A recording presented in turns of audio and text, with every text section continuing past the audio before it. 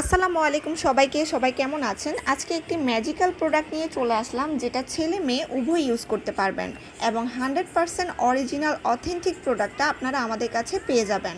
এটা এমন একটি সিরাম যেটা আপনার ঠোঁটের কালচে ভাব কিংবা প্রাইভেট পার্টের কালো ছোপ ছোপ দাগ রিমুভ করবে এবং ধীরে ধীরে পিঙ্কিশ একটা ভাব আনবে।